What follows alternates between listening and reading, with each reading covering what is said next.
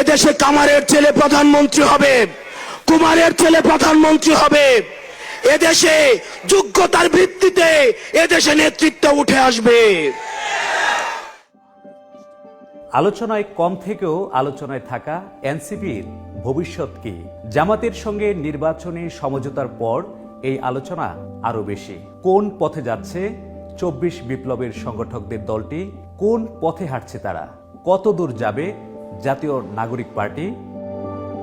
২০২৪ সালে বাংলাদেশে সরকার পতনের যে গণবিস্ফোরণ ঘটেছিল, তার নেতৃত্বে থাকা শিক্ষার্থীরা ৬ মাস পর রাজনৈতিক দল জাতীয় নাগরিক পার্টি গঠন করেছিলেন। সে সময় রাষ্ট্র ব্যবস্থায় পরিবর্তন আনতে সংস্কার ও নয়া বন্দোবস্তের মতো কথা বলেছিলেন এনসিপির শীর্ষ নেতারা।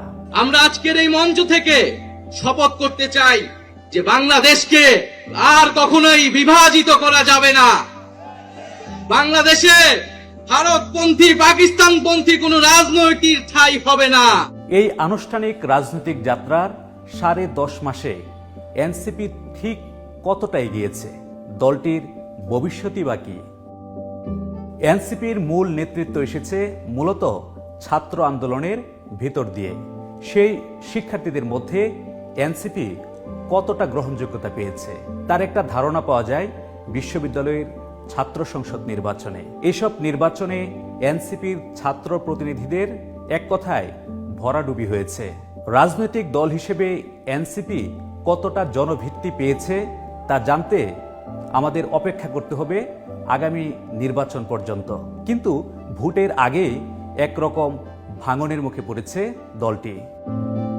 নির্বাচনে ৩০০ আসনে জয়লাভ করার দাবিও এসেছিল এনসিপির শীর্ষ নেতৃত্ব থেকে।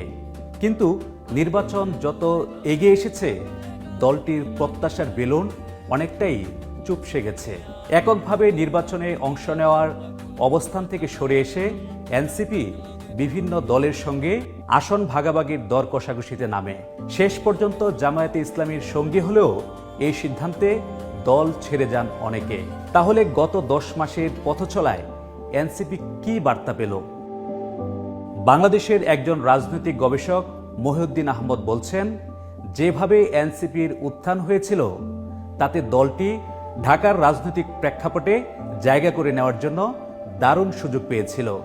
তার মতে এনসিপি ব্যর্থ হয়েছে এবং দলটির ভবিষ্যৎও দেখছেন না মহিউদ্দিন আহমদ। কিন্তু কেন? রাষ্ট্র ক্ষমতায় গেলে তারা কি ডেলিভারি করবে সেই ভিশনটাই তো তাদের সামনে ছিল না কখনো।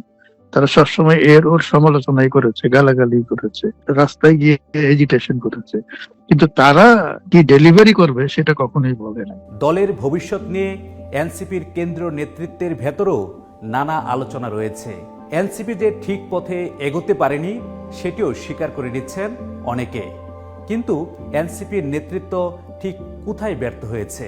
এই পর্যায়ে এসে ভবিষ্যৎ নিয়েই বা দলটি কি ভাবছে? আমাদের নানান অবস্টাকলস ছিল, লিমিটেশন ছিল, এখনো আছে। আমাদের ইন্টারনাল এন্ড এক্সটার্নাল ডিসিপ্লিন, অবস্থান সবকিছু মিলিয়ে আমরা মানুষের যে প্রত্যাশা এই মিটআপটা করতে পারিনি। জনগণ যদি আগামী নির্বাচনে আমাদেরকে প্রতিনিধিত্ব করার সুযোগ দেয়, সেই প্রত্যাশাগুলো পূরণের জন্য কাজ করে যাবে। কেন্দ্রীয় নেতারা আশা বাঁচিয়ে রাখলেও এনসিপি কতটা এগোতে পারবে সেই চিত্রটা হয়তো ফেব্রুয়ারির ভোটের পর আরো স্পষ্ট হয়ে ধরা পড়বে।